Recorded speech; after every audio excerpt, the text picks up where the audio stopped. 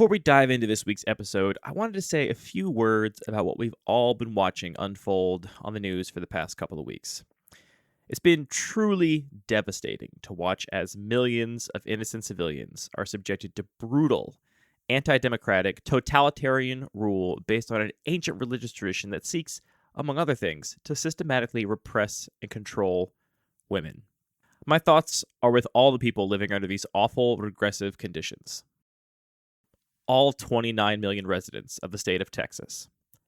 Visit plancpills.org for up-to-date information about how to access a safe and effective medical abortion through the mail in the United States. That's plancpills.org. F*** Greg Abbott.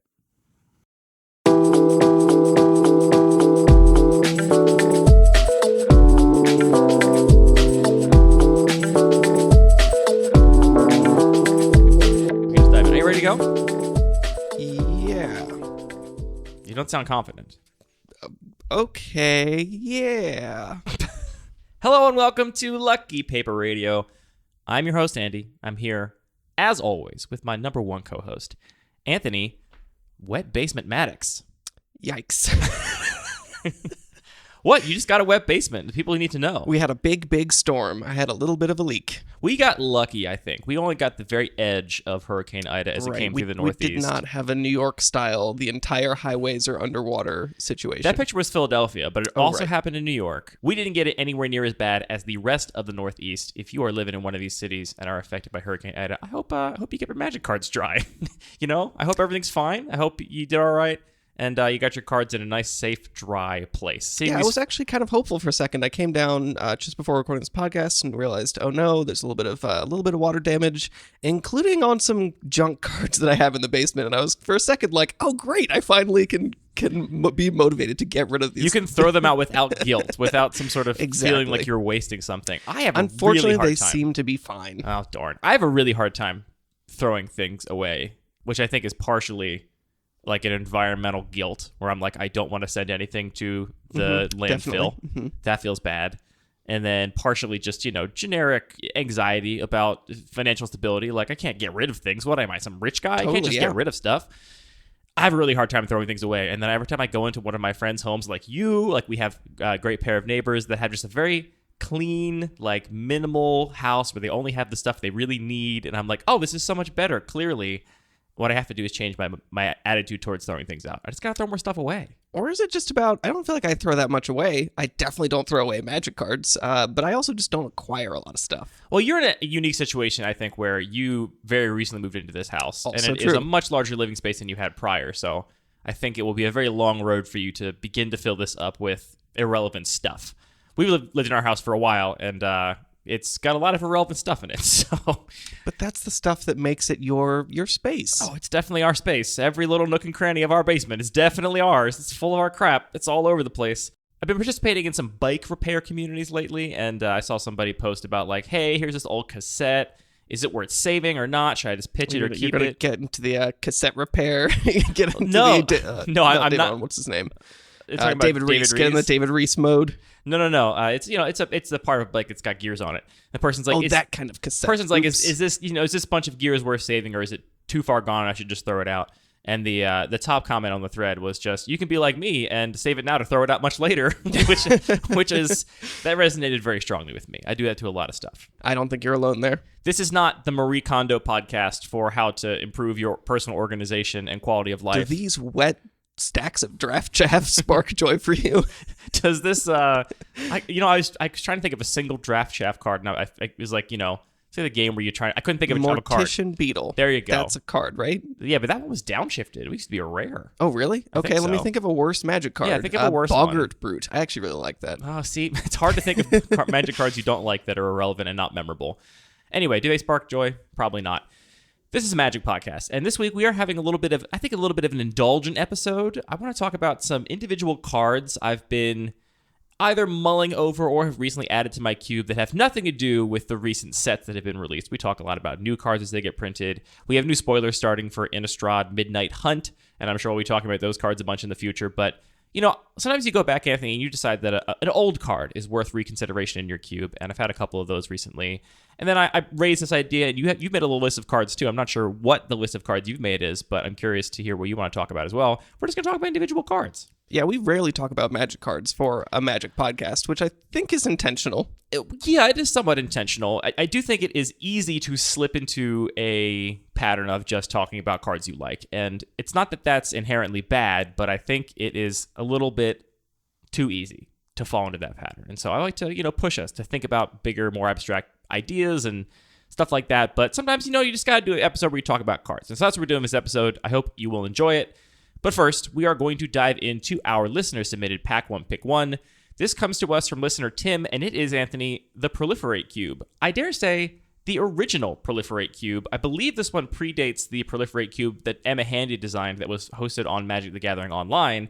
This one, he says, he's been creating for a couple of years, and every single card in this cube, by stipulation, has to interact with counters in some way, which is a pretty steep stipulation. It's a steep stipulation, but I sort of like... Well, so if I'm honest, I feel like a lot of cubes, they have some sort of hook, some like thing that makes it that identity that gets people interested and people to have some expectations about what the cube is. And I do think that the right balance is not necessarily to go all in, but I think especially when you're trying to just explore an idea, if it's sort of like a novelty, not a cube you're going to be drafting again and again, yeah, go all the way, push it, and see how far you can go. I love at least starting there. Yeah. I think if this were my cube, I probably would have started here and maybe after a few years would have started to add... Would not have been able to resist the temptation to add a couple other cards that maybe didn't directly interact with counters, but I appreciate the commitment to the bit. And there are so many cards that interact with counters. There's a lot of design space here. It is true. There are also a couple of unique rules to this cube. Nothing major, but things we should definitely talk about. So one of them is that each player starts the game with an emblem that has an activated ability of pay 4 generic mana to proliferate, and you can activate this ability only at a time you can cast a sorcery and only once per turn. I don't think this is a super powerful emblem to start the game with. I don't think it's really going to change my card evaluations that much, but certainly a nice fallback plan if you have nothing else to do with your mana to be able to dump it into proliferate for 4 generic mana. Yeah, I think it would probably push me to make decisions a little bit differently in a few ways. Basically, like, you always have this mana sink, so I think I'm even more than usual going to be looking towards cheaper cards. The other modification here is that the Thriving Land Cycle, this is the land cycle where we got one of each color. When it enters the battlefield, you choose a second color, and the land taps are both those colors of mana. The modification here is that it actually puts a counter of the second land type on the card, because that then makes these non-basic lands interact with counters. So what, then I can move the forest counter onto a creature, and my creature's a forest? We might does a forest counter make a thing? Of course a forest counter. I'm being a real Marshall Sutcliffe about this. Like, a flying counter gives a thing flying, a forest makes it a forest. Do you think the forest counter would take away the other abilities of the creature? Would it still be able to attack and block? Well, based on what's described, the land still keeps the rest of its text, so I would definitely assume. And the way other counters work, Dryad Arbor is a forest and also is a 1/1 that can do stuff. So I mean, the way that these lands work, it says it still retains the rest of its abilities, so it functions like the normal Thriving Land. So because of that, I assume the counter's not a replacement. If it maintains the rest of its abilities, then would you also be able to choose a third color? What? Well, let's not pick apart the custom rules of this cube too much, but that is a slight modification to the Thriving Cycle. There's also some details here about the card Garbage Elemental, which is in the cube and has some unrulings that are documented in a Google Doc that you can reference. I'm going to go ahead and spoil there is no Garbage Elemental in our pack, so I'm not going to go down that rabbit hole.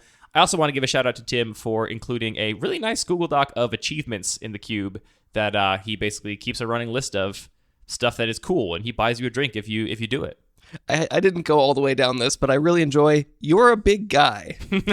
all the achievements have nice titles. You're a big guy. It is good. All right. I do really like having that sort of concrete solution for the sort of ambiguous uncard or silver bordered card that's in here, because sometimes they are a little bit less clear in terms of rules. So just like putting in the effort to say, hey, if there's any ambiguity, we've done the work ahead of time, I think is a really good way to handle some of those weirder cards. I agree. Let's dive into our pack then, Anthony. We have a normal pack, 15 cards, and the pack consists of Wishclaw Talisman, Knight of Autumn, Sunscorch Regent, Search for Tomorrow, Cosima, God of the Voyage, Ichor Rats, Generous Patron, Gyre Sage, Transmogrifying Wand, Strixhaven Stadium, Mjolnir of Infinite Rage, Blighted Agent, Hidden Dragon Slayer, Basri's Solidarity, and Ruinous Path. A little bit of reading here for me, Anthony. Some cards I'm not familiar with off the dome. Yeah, I'd say I had to read about half these cards at least. Well, after reading them, what are you excited about taking? So, like I said, I'm definitely looking to take cheaper cards because I know we sort of have this built-in free mana sink, especially things that make counters. I like Transmogrifying Wand a little bit because it just turns into this infinite removal spell if you have a 3/3 and you can turn everything into Oxen. But I think it's probably, in this context, still a little bit too inefficient. So I'm probably looking towards Search for Tomorrow or maybe Gyre Sage or Generous Patron are things that stand out to me. But I think actually, so here's the spicy pick, and I don't know if this is correct, but I'm kind of interested in just taking Blighted Agent and just seeing if I can go Infect. There's multiple different Infect cards in this cube, and the ability to say, I always know if I get a poison counter, I have a way to win the long game is kind of interesting. Can be a pretty long game. You're looking at 40 mana, right? You die at 10 poison or 11 poison? 10 poison. 10 poison. I get confused because Blightstone Colossus is an 11/11. Well, that's because Which you don't want to be able to block it with a 1/1. Which throws me off. So, yeah, you're looking at 36 mana at max, which is probably too many. But if you hit a couple times, maybe a combat trick or two, you could definitely just activate 2 or 3 times to get that last damage in, even after your opponent has stabilized. The other card that does stand out here is Cosima. I think it's just like a generically very powerful card. To be honest, I started reading the card when it came out a couple months ago. Almost done. I still haven't quite finished it yet. At this point, I think I'm just going to, set it aside, wait for the movie. The 80% you have read looks pretty good. Whatever that last 20% says, I'm sure I've it's heard not the gonna ending's ruin a little so-so. I'm maybe coming at this from a slightly different angle. So given that this cube has a fairly strict stipulation on the cards that can and can't be included, the first thing I think when approaching a cube like this is that I want to make sure I get enough of my bread and butter effects I want all of my decks to have, regardless of format or whatever, because I think mana fixing, removal, card advantage, maybe not card advantage in this case, but sometimes these fundamental aspects of the game and aspects of your deck can be limited pretty harshly when you're in an environment where every single card has to have counters or interact with counters in some way. So I actually think my pick here is just going to be Search for Tomorrow. Search for Tomorrow is very good mana fixing. It's very efficient ramp. This is an environment where I think I might want to play multiple colors, more than 2. And so being able to fix my mana and get me ahead on resources a little bit to cast some big spells, I think might be worthwhile.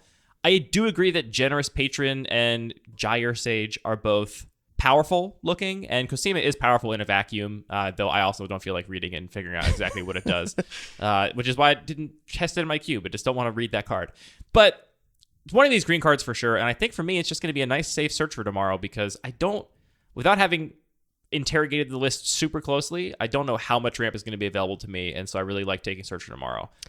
So I really appreciate your point about looking for these effects that might be a little bit more constrained than usual.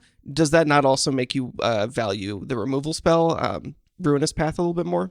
It does, though I'm not super high on Ruinous Path just because it's pretty expensive and sorcery speed. So basically I think I do value both ramp and removal higher. I think Search for Tomorrow is a better ramp spell than Ruinous Path is a removal spell. And so for those reasons, I think Search for Tomorrow looks pretty good. All right, here's what I'm going to do. I'm going to say Search for Tomorrow is my pick, but before the draft... I'm not trying to talk you into it, man. That was the first card I mentioned as well. You just take Blighted Agent. But I'm going to look around to everybody in the draft pod and just see, do these people want to play Infect today? And if the answer is no, I'm going to take this Blighted Agent. If you wheel that Blighted Agent, then I think you can go all in. That's a great point. Yeah. But I can also just wheel this Ichor Rats. It's true. You could wheel Send Ichor a Rats signal. Too. I will say I would be taking Gyre Sage if it tapped for any color of mana, but tapping it for only green means it's only ramp, not mana fixing. The reason I say that is because even though I'm higher on a Search for Tomorrow style effect than I am a 2-mana tap for a mana style effect, but the ceiling that Gyre Sage has in this environment with all the proliferate stuff and counters going on is much higher than the ceiling with Search for Tomorrow. Like, Search for Tomorrow is kind of a cute inclusion because it has Suspend. You are never going to proliferate the Suspend counter. Your opponent is very likely not going to proliferate the Suspend counter, and if they do, then it's probably not going to be very relevant to how the game plays out. So it's kind of a cute inclusion, but I actually don't think the synergy of Proliferate is going to matter at all with Search for Tomorrow. But it will matter with Gyre Sage. And so if that was any color of mana or any color of a land you could produce or something, I'd probably be on that instead. Man, that could be so punishing, though. If you're on the draw and you suspend Search for Tomorrow and then your opponent plays Pollen Bright Druid or something like that, that could be very disappointing. Yeah, but that's the kind of thing where I'm also happy to just let my opponent use their proliferate on turn 2 instead of keeping it for the late game if they think that's best for them. It's like, all right, opponent, I think it's an opportunity for you to make a mistake, which is thinking you can get me with this search for tomorrow. That's what a novel cube is about. It's about getting your opponent, right? That's the argument for not taking Search for Tomorrow here, is that this is a novel cube, and if I was actually drafting it, should I just do more of the thing the cube wants me to do and stop trying to draft bread and butter effects and just be like, yeah, screw it, I'm going all in on Generous Patron? Take the Strixhaven Stadium. What does that card even do? I read it a little bit, and I got halfway through and was like, nah, it's not for me. Too much stuff. All right, thank you for sending in your cube, Tim. I hope the conversation about this Pack 1 Pick 1 was interesting, and like I said, I appreciate a cube with a very strict restriction. I think it breeds a lot of creativity. If you want a pack from your cube featured on Lucky Paper Radio, send us a link to it on Cube Cobra at mail@luckypaper.co. Be sure to give us your name and pronouns so we don't screw that up, and we'll do it on the show. Before we talk about actual individual cards, Anthony, this was somewhat spurred on by the latest feature you have added to the Cube map, which I want to take a moment here to talk about. I think people that follow the show on other social media platforms or participate in Cube communities or on the subreddit might have already seen this, but if you haven't, we have added card search to the Cube map. And I say we, I mean Anthony. Anthony has done this. Thank you, Anthony. With some help from Jet and the rest of the team.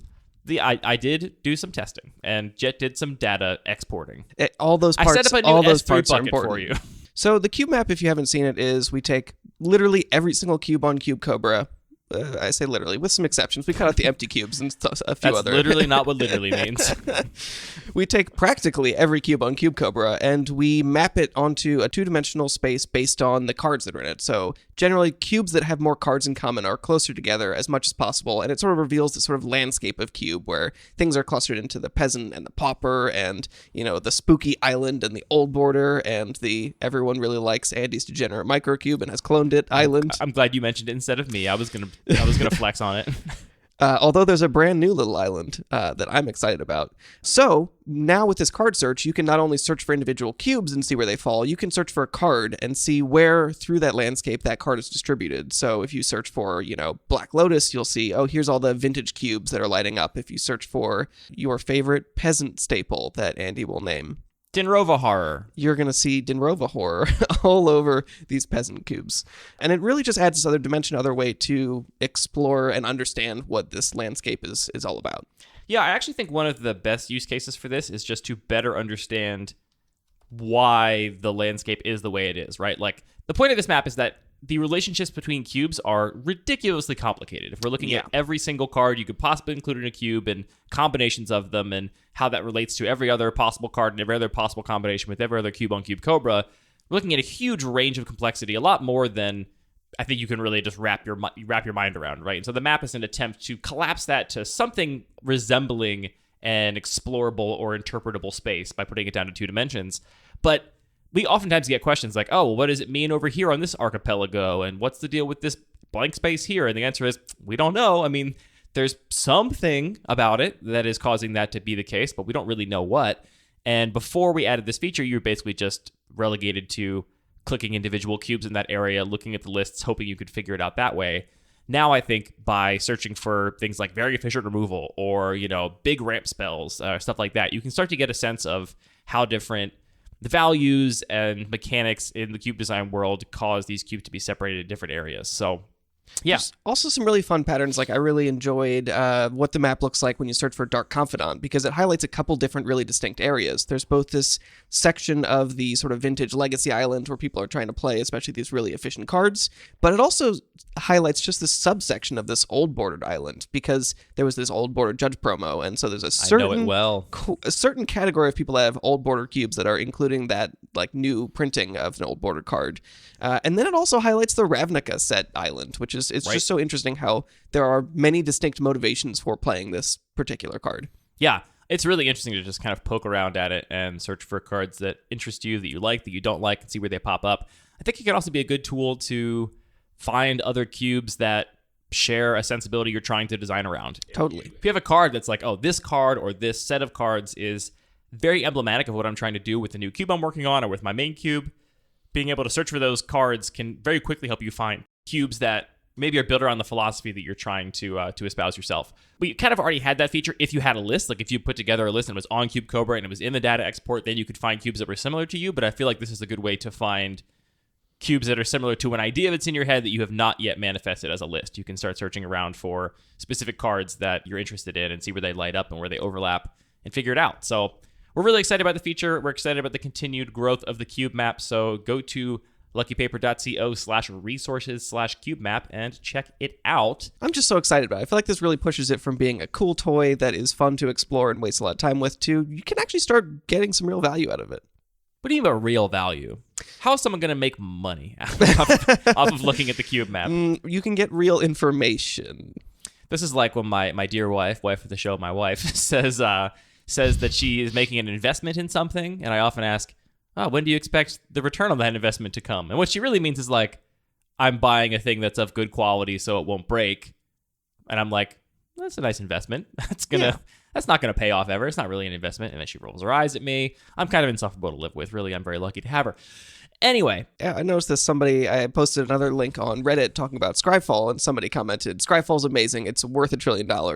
It should be the next, huge tech boom company. And I was thinking, I agree that is what its value is to our society, but I don't think it has that value in our sort of capitalist system. Yeah, there's a big delta between the things I think are actually valuable and the things that the systems of money and capital value. But we're focused on that real value, right? And that's what we want to invest in. That's the real value you can get out of the cube map. Can you get any dirty capital value out of the cube map? No, you can't. But you don't want to be a dirty capitalist. You want to be a fun cube designer.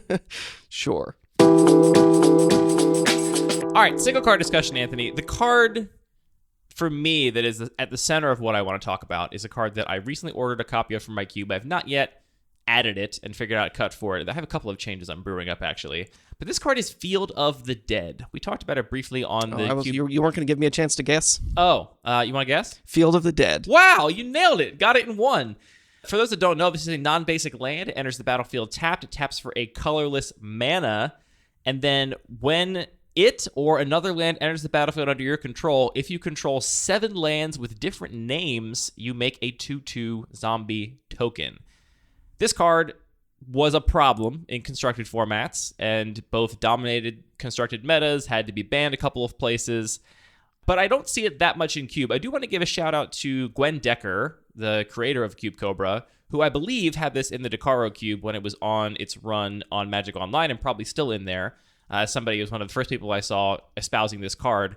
And the reason it interests me, Anthony, is because, as we've talked about in the show before, I really love cards that people disagree on vehemently. And the takes on this card are all over the place. Starting on just a power level perspective, I'm curious, what do you think Field of the Dead looks like on a power level perspective for a cube like mine? I imagine it's pretty high. Okay, I'm talking with very little data. I don't have a lot of experience with the card. Have either of us ever played a Field of the Dead? I think I've drafted it in the arena, the chromatic cube, and it's pretty powerful there. I have never put a Field of the Dead into play in my Magic history, so I have no direct play experience with this card. I'm entirely in theoretical land. But how powerful do you think it was going to be in my cube? I would guess pretty powerful. I mean, I think a lot of the value that it comes from is just that it's already rewarding you for doing something that you want to do, is like draft a lot of powerful lands and draft ways to find those lands. That just like creates a powerful pattern, but it's this like actual payoff that puts a lot of power on the board that I think just bumps that from just I'm doing things, I'm greasing the wheels, to I'm also winning the game. I gotta admit, my first analysis of this card when I first saw it was that it seemed pretty awful on power level in cubes. And this is based on it being a colorless land, which I think has to clear a pretty high bar for me to be excited about including it in a deck, especially decks with lots of colors, which you're going to have to do mostly to enable having 7 lands of different names in play. It comes into play tapped, which we know that I don't like personally from a play pattern perspective, but also is a real tempo liability from a pure power level perspective. It can really mess up your curve if you're counting on it as one of your lands and it comes into play tapped. And then it doesn't do anything good. It's much worse than a wastes until you play your 7th land that has a different name than all the other lands you have in play, which is also a really high bar, I think, for a lot of decks to clear. I mean, if you don't have a decent amount of non-basics, I imagine there's plenty of cubes where under normal circumstances, nobody ever drafts a deck where you're going to have 7 different lands in the deck. Is that totally crazy for me to say? I feel like that is not that common, actually, in cubes that don't have a high amount of high density of fixing. I mean, if you're playing let's imagine you're playing really conservatively like a 3-color deck with Field of the Dead. But Yep. no, let's not. Let's say you're playing 4-color. That's already 4. How many dual lands and fetch lands and Field of the Dead counts as 1? You basically just need 2 extra lands, right? If you have 4 basics, which I would say my 4-color decks often don't have a basic of each color. So... But you could, well, so there, if you're saying you don't even have basics of each color, that means you have so many non-basics that why are we even having that conversation? Yeah, but I also break singleton on shocks. I have That's my triple question for copies you, is of I feel every like- shock. I don't have purely singleton non-basic lands. Right. That's an interesting question because I feel like in a lot of the cubes where this does perform really well, they're actually strictly singleton cubes. So you'll have a cycle of fetches, a cycle of shock lands, a cycle of original dual lands. And that's where I wonder if it gets a little bit of a power down specifically in your cube. I'm curious to see. So anyway, my first read of this is that it seemed pretty bad. I was like, this is a really, really, really late game payoff. I mean, even if you imagine your deck has lots of non-basics in it, like think about it from the other direction. You have to play 7 lands and not have any of them be the same shock land, the same basic land. Like they all have to be different. And for this to be online when you play your 7th land of the game, which in my cube is a really, really late part of the game. That seems like a hard bar to clear. I mean, I think more often it's going to be your 8th or 9th land that's going to finally turn this thing on. So it's really, really late game payoff. And the other thing is, I got to say, as a late game payoff, my initial gut read of it is that it's not that great. Like a 2/2 per land. How many more lands are you going to play past your 8th land or whatever? And how impactful is a 2/2 with no evasion or anything going to be at that stage of the game? This is my initial evaluation of it. Because obviously it's not just about, oh, I'm playing my 8th, I'm playing my 9th land. It's, oh, I have Knight of the Reliquary, so I'm activating it once a turn, and I'm actually... Knight of the Reliquary can get everything, so you just go get a fetch land, crack it, and you're just spitting out zombies. Knight of the Reliquary can get Golos anything. And, you have to sacrifice a Plains or Forest to get the thing, right. so you might run out a at some funny point. restriction on that card. Yeah, it is a little bit annoying. That was my initial read on it. I was like, this card just does not seem good. Obviously, it made some waves and constructed, and I think because of that, got tested by some people in Cube. And I have to say that some people, I would say people that are even more power motivated than me in terms of like their primary cubes are even more powerful, even more consistent, even lower curving, even higher removal densities, all these things, have reported that the card is utterly broken, like too good for them to continue playing in their cube, which surprises me. Parker, for example. Parker's cube breaks singleton on some really powerful cards that my cube does not. Has, I think, even more fixing than my cube has. Some of it is original duels instead of shock lands, like, is a more powerful cube, I think. I mean, it's really hard actually to say that in a vacuum in any way. Like, every meta is different. Is the cube more powerful or not? It's a different cube of a very, very high power level. Parker reports this card is broken and should not be put in a cube like his because it is too good. That is very hard for me to wrap my head around. And so that's one of the reasons that I'm finally coming around to testing it. I also just, from putting power level aside, I also, from a like gameplay and cube design perspective, I want to make cards specifically like Golos and Knight of the Reliquary better. And I think this will do a good job of making a deck kind of surrounding those cards. I don't want to say a lands matter deck because I feel like that has a lot of associations with it, but it's a deck where positive associations, right? Well, I think more like archetypal design associations where it's like I took all the red-green cards that say land on them, put them in my cube, and that's my lands matter archetype. And I don't have that, right? But I'm interested in basically making new 2-card combos the same way that Stoneforge Mystic and Batterskull is a 2-card combo. I want Knight of the Reliquary and Field of the Dead or Golos and Field of the Dead to be a little kind of 2-card combo where the cards are playable independently, but put them together, they're a little better than the sum of their parts. Given that there's such a disparity in evaluation on power level, I want to find out. I want to put it in the cube and find out. And I think it's a really cool card. Where I actually stand on it today from a power level perspective is I don't think it's going to be broken in my cube. I'd be very surprised if it was broken. I don't think it's going to be a high pick either. In fact, my biggest concern about it is that I think whoever takes Golos, which remains a high pick in our play group, I don't know if that's a purely power level motivated thing or just I like playing with this card kind of thing, but I almost never see Golos tabling in my cube. I think people just like playing the card. I think whoever takes Golos is going to probably wheel this and end up with it a lot of the times because there's a lot of decks that are not interested in this card at all. Your aggro deck's never going to take this card. Any one or most 2-color decks probably never going to take this card. You got to be the greedier side of the table to be interested in it. That's probably my biggest concern about it. I don't think it's going to be broken. I don't think it's going to be too good. I'm curious to see how it gets utilized and what wins it provides because what I do like about it is that it is this inevitability. I think a play pattern which I loathe, and I think a lot of cube designers don't like, is the play pattern of like This game is just grinding to a halt. Like, we are both stuck, huge board stall. Maybe one of us is going to deck first. Like, these kind of really grindy games where decisions don't really end up mattering because you just end up stuck and stalled out and you have to do something. I hope that this is the kind of thing where if you do end up in a matchup like that or in a board state like that, this will break it wide open because you get to that point in the game where you can just generate a bunch of zombies every turn by fetching up your fetch lands or whatever and just getting a lot of value. Or it just matches against your opponent's snowballing threat perfectly and the board stall continues. That's possible. It is a, like, in theory, as a power level ceiling, it is like a planeswalker level threat in that it could theoretically produce on average of like 1 or even more tokens per turn, but it's on a land with very little cost of inclusion. I mean, a colorless land and a tap land is very real. I actually think in most of my decks, I'll probably not run this in a land slot, quote unquote. Like if I think my deck needs 16 lands, I'll probably play 17, one of them being Field of the Dead, to not dilute my mana fixing and my untapped lands at all. The cards I'm comparing this to in my head, which leads me to one other card I want to talk about on a like individual card power level perspective, is Shelldock Isle. I think is one of the most reasonable comparisons of this card. Shelldock Isle also comes into play tapped. It also doesn't do anything in the early and mid game. You have to get to the late game for it to do anything.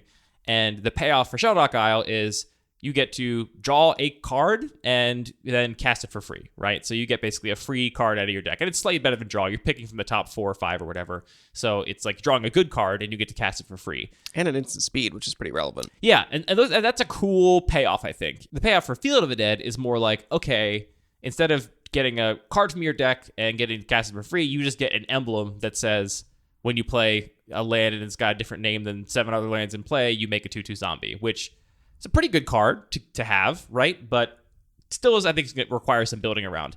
I do also like that it is built around. You can't jam this in every single deck, and I like the idea about somebody getting it early and just saying, I'm going to go in on this deck and see what I can make happen. Yeah, in my cube, I would definitely avoid this, even though I do have a little bit more lands matter stuff, and that's something I really enjoy, but historically there is the issue in my cube of people just like, I'm going to take all the fixing and do this like 5-color pile, which I've worked really hard to try and solve that, but I think this would just be another like small nudge in the wrong direction from the play patterns that I'm trying to foster. Yeah, you mentioned earlier that this card rewards you for doing a thing you already want to do, which is taking a lot of fixing and playing a lot of non-basic lands.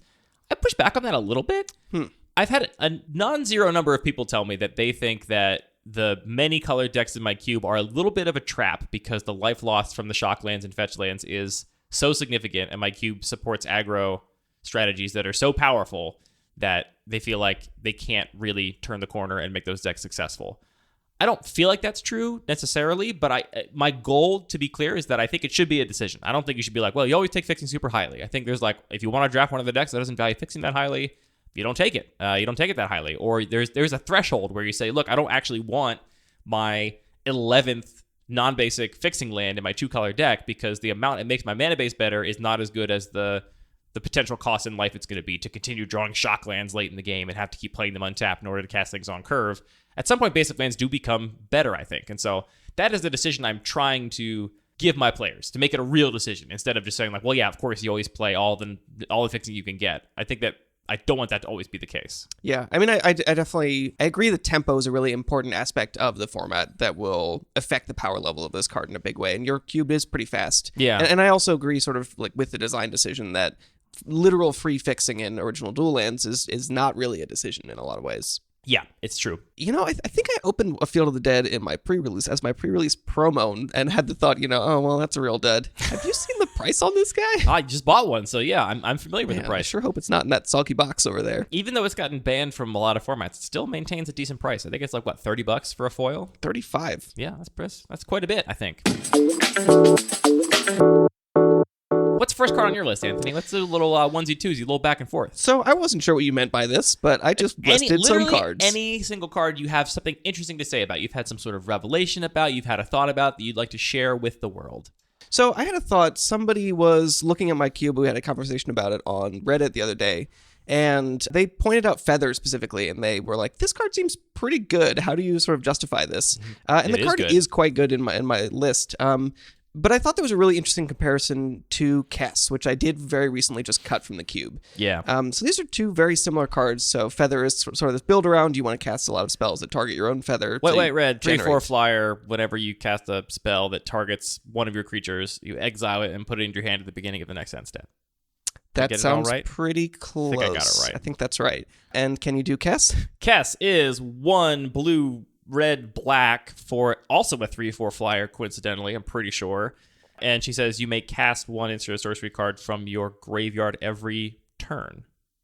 Just on your turn. Each of your turns. Just on your turn. Yeah, you can't. Yeah, that'd be nuts if you could just cast counter spells from your graveyard with Kess. Yeah, each of your turns you may cast 1 instant or sorcery from your graveyard. Exactly right-ish, I think. Again, like this is a cube that's much lower power level, and I'm not just trying to play the most powerful cards. I'm trying to sort of navigate this balance where I'm sort of like have this floating power level I'm trying to sort of condense upon or lower that delta between the least and most powerful cards. Which is much harder than just maxing that lever all the way to the right. I've always said that, and then I built the Turbo Cube and was like, oh my god, this is so easy. A new set comes out and I just get to say like, that card's bad, that card's bad, that card's bad. 2 cards are good. Here we go. Now you understand why so many cube designers talk like that in the cube design world, because it really makes things a lot easier. Anyway, so I'm up for this challenge. It's something I really enjoy about my regular cube. These 2 cards, I think that they are potentially on a similar power level in terms of how much you can support them. But I really ultimately did not enjoy Kess in the cube because the problem was she was so easy to play and generated so much value. She didn't actually, even though there's sort of this build around quality of you want, cheap instant sorceries, it's really important in this format. You're going to take all the cheap removal that you can, and so Kess was just sort of like, you are just going to play it. And the result was... It's hard to imagine a deck of any Kess adjacent color combinations that wouldn't, even if Kess is not in your environment, already have a decent density of instant and sorcery spells. And so the result was, even though the cube is a little bit larger than 360, she was just visible. She was there every game. Like every draft, someone would end up playing it. She was a huge motivation for people to end up in that set of 3 colors. So it really, like, as much as a single card can, I felt like it really warped the way that a lot of the gameplay felt, where it's just there's this high preponderance of these 3-color decks in this specific color pair. And once you played her, especially if you're playing her on turn 5, where you can immediately cast another removal spell, it was really hard to come back from those games. So it just shaped the format in a big way that I felt was a little bit too repetitive. An anecdote I've shared before that people have heard me say is that before Oko was printed and I put it in my cube, I almost never saw people drafting blue-green as a color combination. Honestly, like, people might not remember this, but Simic had this reputation for being like garbage color pair in power motivated cubes. It was like, oh, there's no good Simic cards, there's no good reason to play blue-green. I guess maybe opposition or upheaval or whatever, but beyond that, it was like a color people were not interested in playing.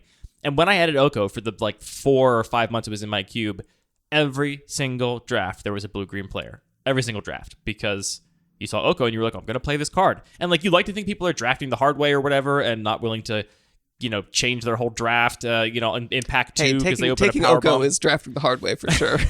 Well, I mean, or, you want, I was hoping people would like splash it in a black-green deck or, whatever. No, always a blue-green deck, always Oko. Yeah, I ended up cutting it for a lot of reasons. One of them being that, it was just like, this just makes blue-green a given in my environment because this card is such a big draw. And importantly, I don't know that necessarily means, like, in an objective way, if we could run the cube through the time-traveling supercomputer, I don't know how much a single card really moves the needle on how optimal any color pair is. I don't think it should if you replace all the drafters with optimal time-traveling supercomputers, but I think these are humans. I think that the perception of these cards really does mean that individual cards can have a huge impact on not the absolute objective power levels that the computer would find, but on the way the drafts are shaped. And honestly, like, the absolute objective power levels don't matter, like, in that sense. Like, totally, yeah. Like the play experience is what matters. You could show me some very complicated modeling algorithm that proves that, like, actually, Oko is not that warping to your environment. It's like, too bad. I've played it 24 times, and every single time,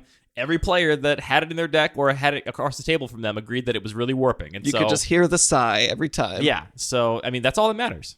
So, over to Feather, I do think the ceiling on this card is similarly high in terms of, it's generating really a card worth of card advantage every turn.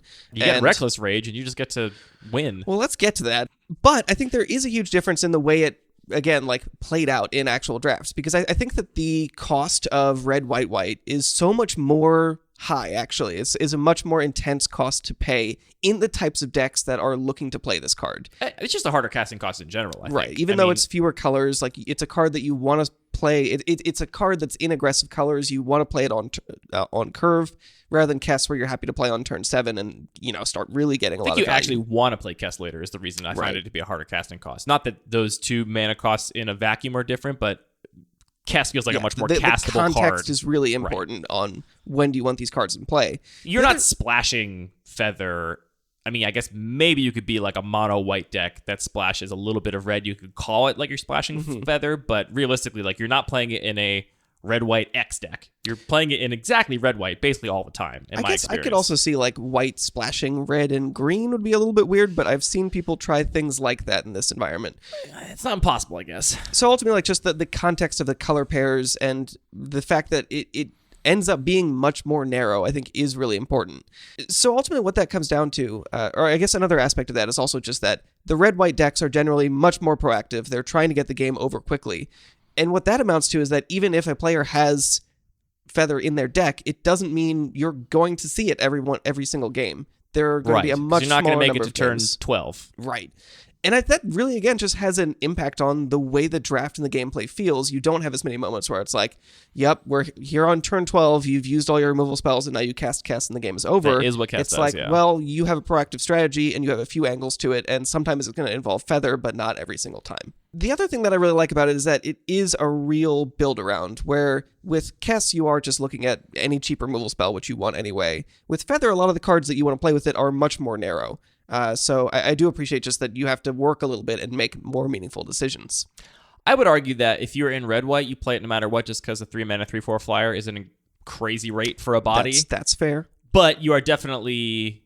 But again, I think the player perception is still really important there. Where even if you should be playing it by default, I think players will potentially underrate it because of vanilla test reasons. Here's what I will say though: I think the biggest separation between Feather and Kess for me is that Kess makes good cards even better. And Feather makes cards that I wouldn't necessarily even really want to play in my deck at first. Yeah. I would argue cards that are on the lower level of the power level band in your cube. Yeah, they're like less reliable. Shelter is like, if you have to play it, you will. But yeah, it makes those cards much better. So I like it as a build-around in the sense that it more dramatically affects the power level evaluation deltas of cards in a pack. It will shape my draft much more substantially than Kess will shape my draft, because if I have a Kess or not, I'm probably taking the Doomblade-esque card or the Lightning Strike, just because it's going to be the best card in the pack no matter what. And so definitely, that's not really going to change if I have Kess or not.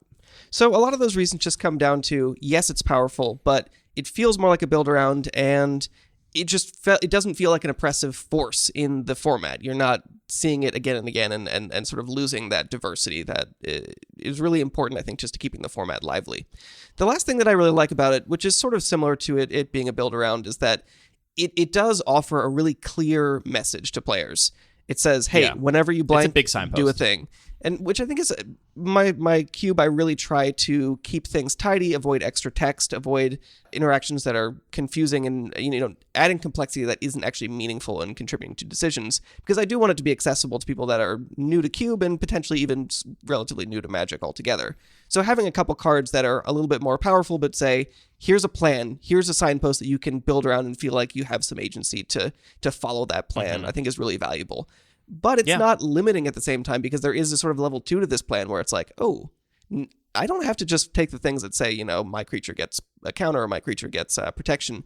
I can also play these like divided damage spells and things like you mentioned, Reckless Rage, which I think does offer a lot more strategic depth than just, a really, really linear build around. Yeah, I like Feather in your cube. I will say that when you lose to it, it feels like, oh, that card's a lot better. Like when your opponent does the thing, when they draft around it, when they successfully build around it and make it happen, it's like, that does feel a lot better than the rest of the cube. But I think that it's appropriate to have those kinds of payoffs for cards that make you jump through hoops. And so it makes sense. And I like that your cube is a place where Feather is playable, because it's a cool card. It's very cool.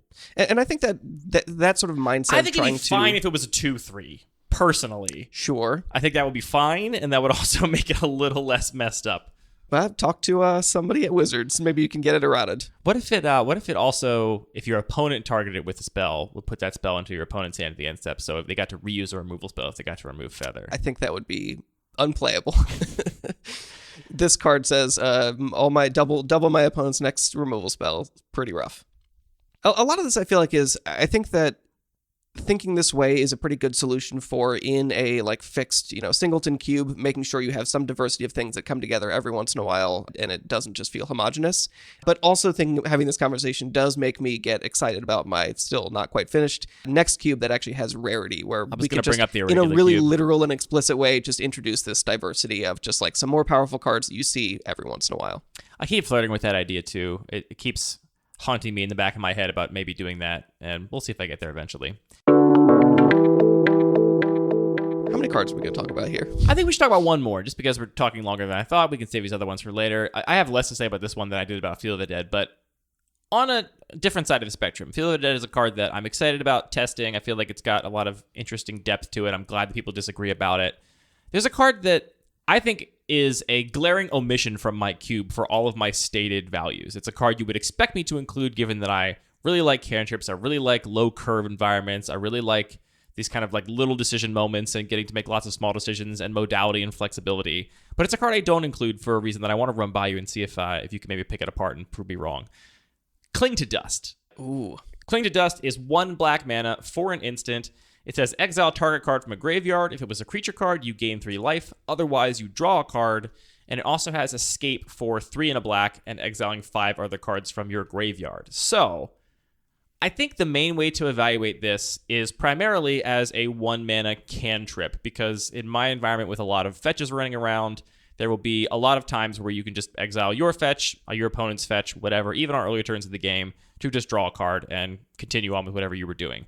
And in that sense, it's good like all the other 1 mana cantrips are good. It triggers all your spells matter stuff, it fuels your graveyard, thins your deck a little bit, and draws you through your library. And it's a rare effect to get in black, which I think is appealing. The upside of then having it in your graveyard to escape later, I think is very relevant. Like if this was a blue card that just said blue, draw a card, and then escape for 3 and a blue and exiling 5 other cards, I'd be all over that card. Sounds great. Fantastic. Isn't that card, or does it cost 2, the blue version? It costs 2. It's got beautiful art. It's like Glimpse of something. Glimpse of Tomorrow? Glimpse of Freedom. Glimpse of Freedom. Yeah, that card's beautiful, but unfortunately, I think the front side is a little bit too expensive. Here's why I don't like this card. It's not from a power level perspective. I think this would be really strong in my cube. I would be excited to put it in basically every deck that had black and could cast it, because, again, it is just very often going to be drawing a card. What I don't like about it is that it is, under very specific conditions, very, very potent hate for specific strategies at basically no cost of inclusion in your deck. It's basically a really bad opt that every once in a while says, oh, by the way, exile your opponent's Uro, or exile your opponent's spell they targeted with Snapcaster Mage or something. And to me, that just feels like a feel bad to get to include such a potent answer to very specific things. And the things that it would matter for, I could probably count on my cube on both hands, probably. I don't have Reanimator in my cube, so really it's like Uro Croxa, stuff with flashback, Snapcaster that gives things flashback, maybe like a Wrenn and 6. You can exile the land they were targeted with Wrenn and 6. That doesn't feel like it actually. I probably wouldn't even bother doing that unless my opponent was stuck on mana. Counterpoint though, how have you been feeling about Hive of the Eye Tyrant in your cube? That one I like a lot, and it's been overperforming. And the reason I like that one is because I feel like it makes you jump through a little more hoops to get it to happen. So partially, like, that is going to be an onboard trick. Your opponent's going to see that, so they're going to have the opportunity to play around it, right? They're not going to... You can't get their Snapcaster Mage with it because that happens in instant speed. They're going to have an opportunity to try and play and escape their Uro around it. Like, it has some more interplay to it.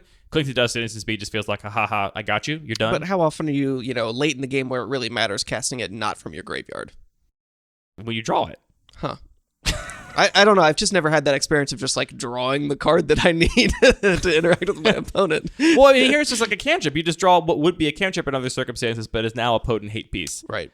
I don't know. And like I like strong answers. To me, there's something about this card that just has always felt like a feel bad to me. Like I just can imagine getting my whole Uro exiled, and it's like you didn't even like. I guess I'm saying the upside is rare enough that I don't think you draft this card or put it in your deck because you're like, I need an answer to Uro and Snapcaster Mage. Like it shouldn't be in an objective sense if you're playing to win on your mind, right? You should just be playing the best card out of the pack, and that sort of 2% chance that you're going to play against Uro or a Snapcaster Mage or whatever shouldn't weigh very heavily on the scales, right? It shouldn't really affect your evaluation of the card. And so it's not like when we get to that that moment, that game action where my opponent has the Cling to Dust for my Uro or whatever, that they're getting rewarded for their savvy play, it feels just like a coin flip to me. Like, oh, I happen to have this instead of Ponder or whatever in my deck, and so now I get to get you. Yeah, I don't know if I see the difference between that and Hive of the Eye Tyrant or Reclamation Sage against artifacts or, yes, a Scavenging Ooze. But that's exactly what Reclamation Sage and Scavenging Ooze do. Their whole thing is, like, that is why you put it in your But why deck. don't you say that this is its whole thing? Because it's mostly just going to draw you a card. It's almost like, I feel like I'm making an argument that is somewhat adjacent to Marshall's argument about not liking cheap cycling on sideboard effects like Destroy Target Flyer, Destroy Target Artifact, or Enchantment. Which I actually think that's a pretty reasonable argument. Do you think it's the same kind of argument I'm making here, or no? You think this is a different situation? I think it is, but I also just really... I think that the issue with cycling on narrow cards isn't an issue in isolation, like on a card or two. It becomes an issue just when you have like a plethora of it, when you just have all these kinds of conditional things, and it's just like, yeah, it doesn't matter what, I'm not making choices, I just like have the answers for free to whatever, and if not, I just get rid of it. I think I really like this card, actually, and it is in a couple of my even lower powered cube lists that I'm toying with. I think more than like a cantrip, like it really is just like a late game card draw spell that I also love the way it interacts with if you can get it into the yard without losing a card for it. You know, if you loot it away, it just gives you a lot of ways to generate value in a way that is really nicely constrained, where you can't just like, oh, I'm just gonna like loop this now because I have tons of mana. You do need to spend this resource of cards in your graveyard. So overall, I really like the card. And I feel like it is a real cost to include in your deck just as a cantrip. So you will be playing it as this like late game card advantage engine. I think ultimately I'm going to have to try it because I do think for all of my stated cube design goals and values, it is kind of a glaring omission. But that is my reservation about it, is that I just feel like the times where you get somebody with it, where it really matters the card you exile, it's going to feel like a high variance play where your opponent at like very little cost got to include a really, really strong answer. Like Scavenging Ooze or Hive of the Eye Tyrant or whatever, those are nowhere near as strong answers as 1-mana instant speed answers. That's the difference between like, you know, a Ruinous Path and a Swords to Plowshares, right? It's a huge, huge difference. I mean, Scavenging Ooze is kind of 1-mana instant speed. You got to pay 2 mana up front for a creature. It's a 2-mana 2/2. Yeah. It's also not really a 2-mana 2/2. It is. It literally is. Read the card. No, I mean, I just think that those Scavenging Ooze is, I think, a better all-around card because it is also a 2/2 and it grows with the late game. Right. Like I like the card because to me it's not as committal on any of the axes. Where like here, when you get someone with it, I think it's just really devastating. I guess the plus is if you do exile their Kroxa or their Uro, you don't get to draw a card. You just get to gain 3 life, and so right that does rein in a little bit. Yeah, when, I think when it's 1-mana instant speed, exile their Uro and draw a card, it's like, oh my god, that's so devastating. I do think that the play pattern that will be most frustrating with this, and I do think you should try it. Like I think I'm gonna have to. I don't think you have to. I don't think you're obligated. No, I'm obligated. All right, fine. But it does seem to fit a lot of your design goals, except for this sort of construct that you've presented, which I don't quite have my head around yet. I think the play pattern that is actually a little bit frustrating is because it has this like weird restriction where you only get the card draw, which is what you're going to want most of the time early game. If you target certain card types, you're going to be kind of incidentally like, oh yeah, I'll like take your instant, I'll take your ponder or whatever. And then your opponent has a Snapcaster Mage, and they're like, you didn't even know I had the Snapcaster Mage, and you just like happened to hose me because that's what your card did. Same kind of thing, yeah. But I still really enjoy this card. There's a lot of things I like about it, and that's the one thing I don't like about it is that when you do really get your opponent, it's such an efficient answer and kind of a huge blowout. But maybe that happens so rarely that it doesn't actually matter, and it's just, like you said, mostly just a late-game card advantage engine, which could be cool. Here's what I like about it. I like the idea of, well, I'm about to say, I would say I kind of like the idea of just like chewing through someone's graveyard just to keep them from dealing away something big, or maybe I like the idea of getting rid of Delirium in response to an Unholy Heat or a attack with a Dragon's Rage Channeler. Real fun narrow edges. I don't know. The more as those come out of my mouth, it sounds even more tilting and blowouty. Like you go to Unholy Heat my Planeswalker, I cling to dust your 4th card type, and now your spell did nothing, and I draw a card. Ultimately, what you're describing is it's a very interactive spell, and it can deal with a lot of different things in different ways. It interacts with a lot of stuff. And I feel like overall your goal is to promote as much interactivity as possible, right? I like my players to interact and take lots of game actions. Lots of interactivity in different game actions, like without also defining or describing that interaction is taking away game actions from another player, right? Well, it's about the efficiency for me. It's about how much of a blowout it is when it does work. Like, I have a lot of cheap interaction in my cube. I have a lot of cards that hate on other card types and are there specifically to remove and deal with other card types, because I do like removal and interaction. It's just like, I guess this is kind of like, this is almost to me like a worse feel bad than a Force Spike, and it's stapled to a card that I think is much less committal to put in your deck.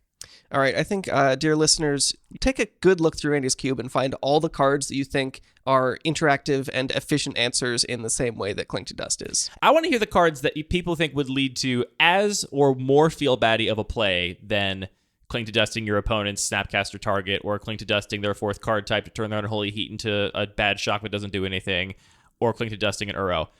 I genuinely send this. If we get a lot of responses, we will do an episode. We will read all these responses out and we will talk about them. I think it actually be very interesting. We've never done an episode on just one feel-bads. Card. No, just feel-bads. I think it's a thing that we refer to sometimes and comes up a lot. I think in cube design discussions, I see a lot of people say like, "Oh, I would include this card, but it's a feel-bad for X reason." I think it's an ambiguous idea sometimes because like getting your spell countered is a feel-bad, getting your threat removed is a feel-bad. Like, feel-bads are part of a game where it's a zero-sum game where you're trying to kill your opponent. Like, they shouldn't feel good all the time. Right. So I think the episode is, we know that Magic is a zero-sum game. Is it also a zero-fun game? David McDarby would have something to say about that. I'm serious. If people want to send it in, get at me on Discord, send it to a Twitter account at LuckyPaperMTG. I guess you could send it to the email, but I really prefer Twitter or the Discord if you want to get at us. Or leave it in the comments on Reddit. We'll post this episode on Reddit. Leave it in the comments down there. What are the cards in my cube list, the Bun Magic Cube, that have the potential to be as big of a feel-bad? Nissa Who Shakes the World. Easy.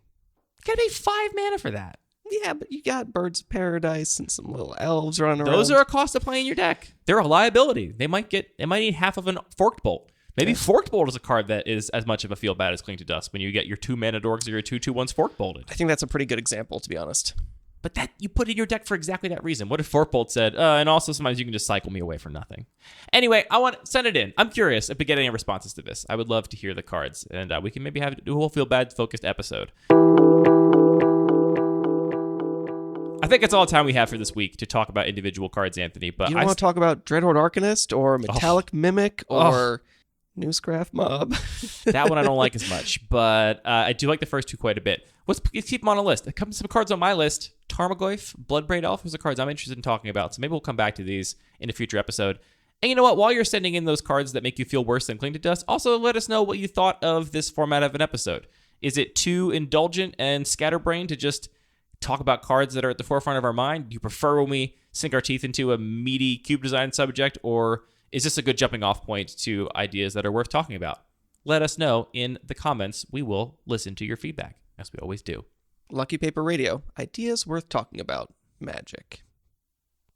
That kind of went off the rails at the end there. The Gathering. Thanks for tuning in to Lucky Paper Radio. All of our music is produced by DJ James Nasty. All the Magic cards are produced by Wizards of the Coast.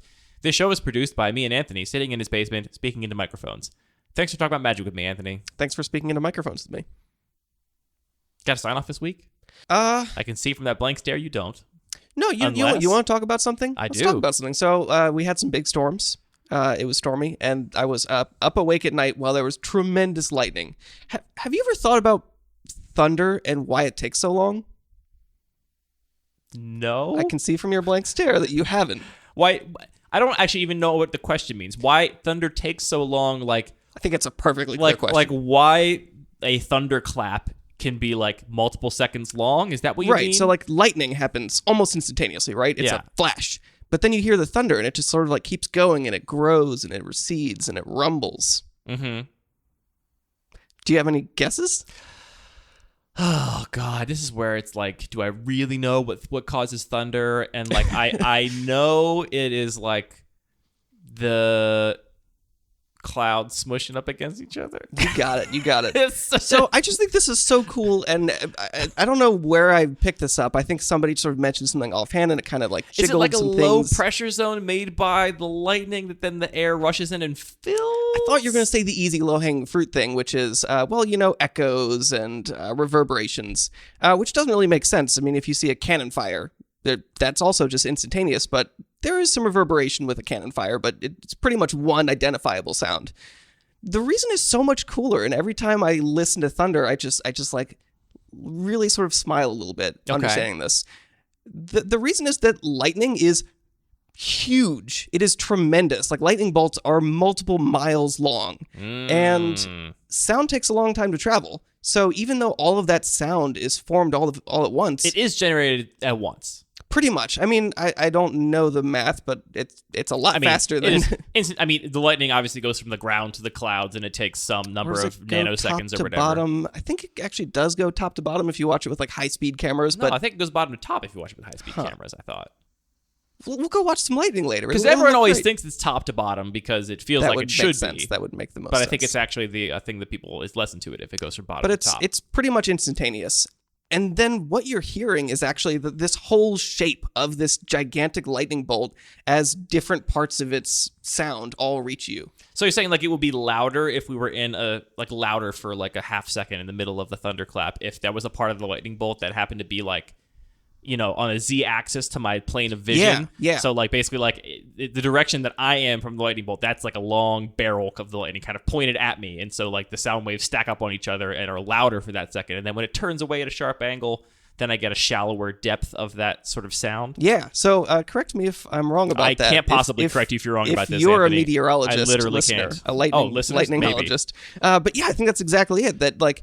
If you have a lightning bolt that starts up at the sky close to you and then arcs toward the ground very far away from you, it's all hitting you broadside, right? Right. But if it's angling away from you, you get this even longer. And if you have all these, kinks and twists in the lightning bolt, then you'll hear all these rumbles at different volumes.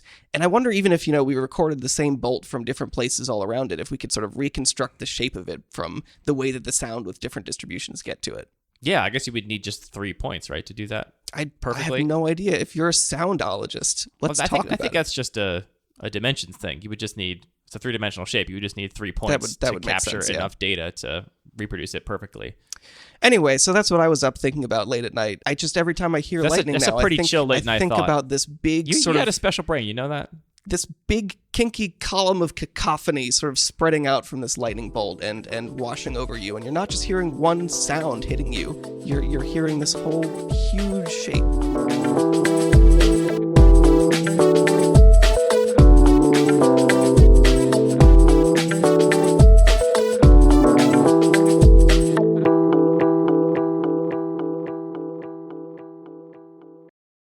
Lightning's also terrifying. You ever think about aliens coming and being like, oh yeah, this is a chill space, we got pretty moderate weather, a big storm every once in a while, and they're like, there's huge bolts of electricity, and you don't seem too concerned. It is one of those things that you just kind of grow to accept. Yeah. Like birds, they're just everywhere. What is a bird? We just don't know. I often think about how weird it would be if you showed up, if you'd never...